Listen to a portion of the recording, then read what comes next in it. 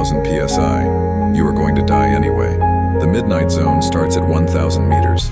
That's where the last photon from the sun gives up. Total darkness isn't poetic. It's the absence of electromagnetic radiation in the visible spectrum. Your eyes don't adjust, they fail.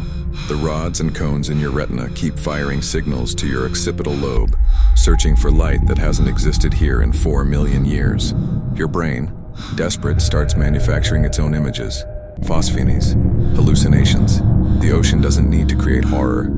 Your visual cortex does it for free. You check your depth gauge, 1,200 meters. The pressure is 1,764 pounds per square inch. Imagine a hydraulic press designed to compact cars into cubes.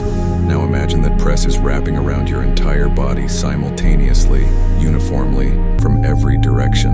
Your wetsuit, 7mm neoprene, rated for extreme depths, has compressed to the thickness of a trash bag. The nitrogen in the cellular structure has been squeezed out.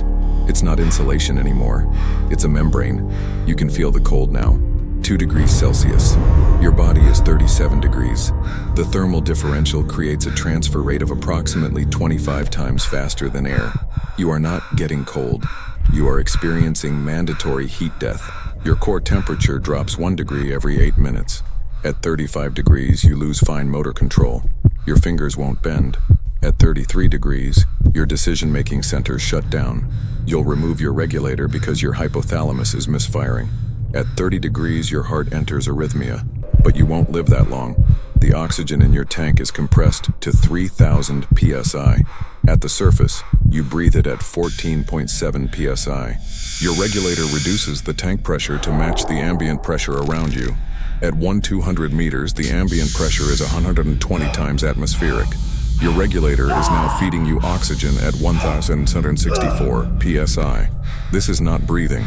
This is hydraulic injection of gas molecules directly into your alveoli. Oxygen becomes toxic at partial pressures above 1.6 atmospheres. You are currently breathing it at 120 atmospheres. The oxygen is oxidizing your lung tissue in real time. Free radicals, unpaired electrons, are ripping apart the phospholipid bilayer of every cell in your respiratory system. Your alveoli are degrading. The capillaries surrounding them are hemorrhaging. You taste iron. That's blood. It's filling your lungs from the inside. You cough. The bubbles from your regulator don't rise. They compress, shrink, and vanish. Boyle's law. Pressure and volume are inversely proportional. At this depth, the bubbles from your exhalation are crushed to 1/120th their surface size before they travel 3 inches. You are exhaling microscopic spheres of carbon dioxide that collapse under their own surface tension. Your body is 60% water. Water is incompressible. Your blood, cerebrospinal fluid, and interstitial fluids are fine, but you have air spaces. Your sinuses, your inner ear, the microscopic air pockets in your intestines. These are compressible. At 1,200 meters, the air in your frontal sinus has been reduced to 1/120th of its original volume. The surrounding tissue expands inward to fill the space. This is called a squeeze. The blood vessels in your sinus cavity rupture. The ethmoidal air cells, tiny hollow chambers in the bone behind your eyes, collapse. You feel a pop, Help! then warmth. Oh God, it's Blood inside. is filling the space It's where air inside, used to God. be. It's leaking can't into breathe. your nasal It's cavity. killing me. You're Help me. drowning from the Help. inside before the ocean even touches you. Nitrogen narcosis starts at 30 meters.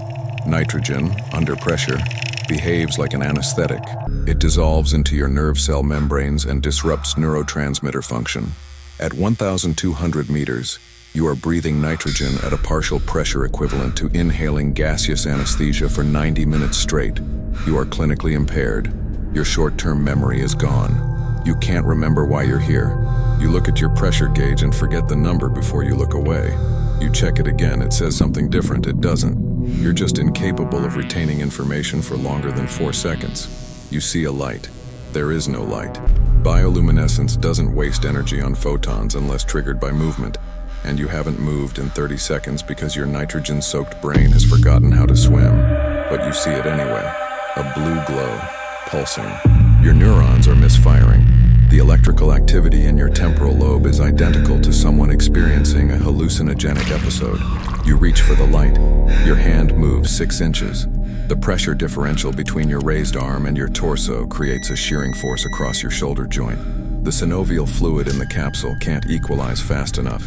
You feel a crunch. That's cartilage compressing. You pull your arm back. The damage is permanent. Your tank is at 2400 psi. You've been breathing for 6 minutes. At this depth, you are consuming gas at 120 times the surface rate. Your 80 cubic foot tank, which lasts 60 minutes on land, will last 4 minutes here. You have negative 2 minutes of air remaining. The math was never on your side. You try to ascend. You kick. Your fins move through water that is 800 times denser than air due to the dissolved salts. The pressure-compacted molecular structure, the sheer weight of the column above you. You are not swimming. You are pushing against a semi-solid. Every kick burns 400 calories. Your glycogen reserves, stored in your liver and muscles, are depleting. Your body begins metabolizing fat, then protein. You are cannibalizing your own muscle tissue to move 3 feet vertically. You rise 10 meters. The pressure decreases from 120 atmospheres to 119 atmospheres. The nitrogen dissolved in your blood, saturated after 6 minutes at depth, begins to come out of solution. It forms bubbles, microscopic at first, then larger. They don't obey the laws you want them to. Henry's law states that the amount of gas dissolved in a liquid is proportional to the pressure. When you decrease pressure, the gas undissolves. It nucleates. It expands. The nitrogen bubbles in your bloodstream are growing exponentially with every meter you ascend. They lodge in your capillaries. The smallest blood vessels in your body, 7 micrometers wide, just large enough for a single red blood cell to pass through, are now blocked by nitrogen bubbles 50 micrometers wide. Your blood can't flow. Your tissues aren't receiving oxygen. Ischemia. Your fingers turn white, then blue, then black. Necrosis is setting in. You are experiencing tissue death while still conscious. The bubbles reach your spinal cord. They compress the nerve bundles in your lumbar region. You lose sensation in your legs, not numbness. Absence. The proprioceptive feedback from your lower body stops transmitting. You don't know where your legs are. What's happening? You can see them, Why can't but I you feel can't feel anything? them. You try to kick. Nothing. The neurons responsible for motor control have been severed by expanding nitrogen. You are paralyzed from the waist down, permanently. Your ascent stops. You are neutrally buoyant. The air in your BCD, your buoyancy control device, has compressed and expanded and compressed again so many times during your spasmodic ascent that you've lost track of whether you inflated or deflated it. You are hovering at 100 meters. You've risen 100 meters. You have 100 meters to go. Your tank is at 800 psi. The regulation fails, not mechanically, thermodynamically. The air in your tank is so cold from adiabatic expansion during pressure reduction that the first stage of your regulator begins to freeze. Ice crystals form in the valve. The airflow becomes intermittent. You inhale. Nothing. You inhale again. A burst of air, then nothing. This is called free flow failure. The regulator is dumping your remaining air into the ocean in uncontrolled bursts. You watch your pressure gauge fall. 600 psi, 400 psi. 200 psi. 0. You are out of air at 1,100 meters below the surface. Your body has 30 seconds of residual oxygen in your bloodstream.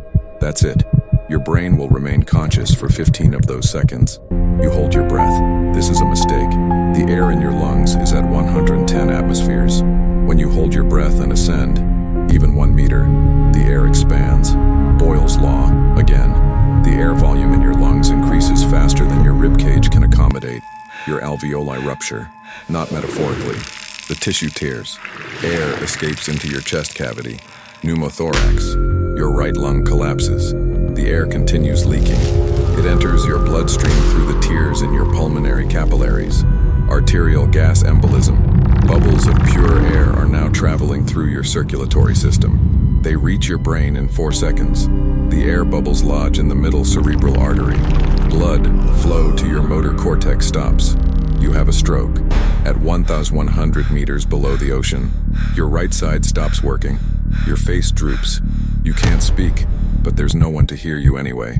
You don't black out. That would be mercy. You remain conscious. Your brain, starved of oxygen, begins shutting down non-essential functions. Memory formation, emotional regulation, abstract thought. What remains is pure sensation, pain, cold, pressure. The feeling of your chest collapsing inward as the last air pocket in your thoracic cavity is absorbed into your bloodstream. You see the light again. This time it's real. A anglerfish, 400 meters above you, has triggered its photophore in response to vibrations in the water column. You are creating those vibrations. Your death spasms are traveling through the ocean as pressure waves. The anglerfish doesn't care. It's just investigating potential prey. You are not prey. You are garbage. Organic matter that will sink another 8,000 meters before landing on the abyssal plain, where it will be consumed by scavengers over the course of 6 months. Your heart stops. Not dramatically. It just stops. The sinoatrial node, the cluster of cells that generates the electrical impulse to make your heart beat, has run out of oxygen. The last contraction is weak, incomplete. Your blood pressure drops to 0 in 1.4 seconds. Your brain receives no blood, no oxygen, no glucose. The neurons in your cerebral cortex begin dying, not all at once, in waves. The most metabolically active cells go first, the ones responsible for consciousness, for self-awareness. The you that is you ceases to exist at 1,098 meters below the surface of an ocean that will never acknowledge you existed. Your body will sink. The remaining air in your tissues will continue to equalize with the ambient pressure. Your wetsuit will compact until it's skin tight. Your corpse will reach 4,000 meters in approximately 6 hours. At that depth, the pressure is 5,180 psi. Your bones, your femur, your skull will compress, not break. Compress. The trabecular structure inside will collapse. You will be shorter in death than you were in life. The hagfish will find you in 3 days. They will enter through your eyes, the path of least resistance. They will consume you from the inside out, producing a slime that deters other scavengers. Your soft tissues will be gone in 2 weeks. Your bones will remain. The calcium carbonate will slowly dissolve in the acidic seawater. In 50 years, there will be no evidence you ever existed. The oxygen tank you brought didn't matter. The training didn't matter. The equipment, the preparation, the confidence, none of it mattered. The midnight zone is not survivable because survival is not a function of preparedness. It is a function of physics. And physics at 1,000 meters does not negotiate. You are always going to die the moment you descended past the threshold where light stops and pressure becomes absolute. Your oxygen tank was just a way to extend your awareness of the inevitable.